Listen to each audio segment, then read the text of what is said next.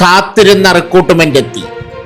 28,740 ഒഴിവുകളിലേക്ക് വമ്പൻ റിക്രൂട്ട്മെന്റ്. കേന്ദ്ര സർക്കാർ ജോലി സ്വപ്നം കാണുന്നവർ കാത്തിരിക്കുന്ന സുപ്രധാന റിക്രൂട്ട്മെന്റാണ് തപാൽ വകുപ്പിന് കീഴിലുള്ള ഗ്രാമീൺ ഡാക് സേവക് GDS നിയമനം. രാജ്യവ്യാപകമായി യുവതീ യുവാക്കൾക്ക് ജോലിക്കായി അപേക്ഷിക്കാനാവും. കഴിഞ്ഞ വർഷവും കേരളം ഉൾപ്പെടെയുള്ള വിവിധ സംസ്ഥാനങ്ങളിൽ നിരവധി നിയമനങ്ങൾ നടന്നിട്ടുള്ളത്. ഇപ്പോഴിതാ 2026 GDS റിക്രൂട്ട്മെന്റ് ആരംഭിച്ചിരിക്കുകയാണ്. കേന്ദ്ര തപാൽ വകുപ്പ് ജനുവരി 31 ഔദ്യോഗിക വിജ്ഞാപനം പുറത്തിറക്കുമെന്നാണ് പ്രതീക്ഷ.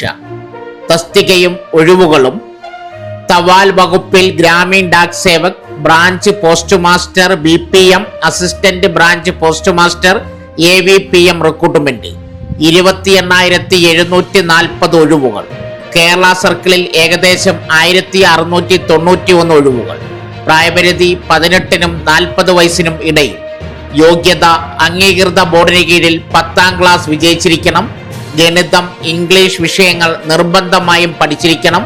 കമ്പ്യൂട്ടർ പരിജ്ഞാനം ഉണ്ടായിരിക്കണം. സൈക്കിൾ ഓടിക്കാൻ അറിഞ്ഞിരിക്കണം. പ്രാദേശിക ഭാഷ മലയാളം പഠിച്ചിരിക്കണം. ശമ്പളം: branch post master 29,000, assistant branch post master Dak Sevak 24,470 രൂപ വരെ. തിരഞ്ഞെടുപ്പ്: 10ാം ക്ലാസ്സിലെ മാർക്കിന്റെ അടിസ്ഥാനത്തിൽ തയ്യാറാക്കുന്ന മെറിറ്റ് ലിസ്റ്റ് വഴിയാണ് നിയമനം. പരീക്ഷയോ ഇന്റർവ്യൂയോ ഉണ്ടായിരിക്കില്ല.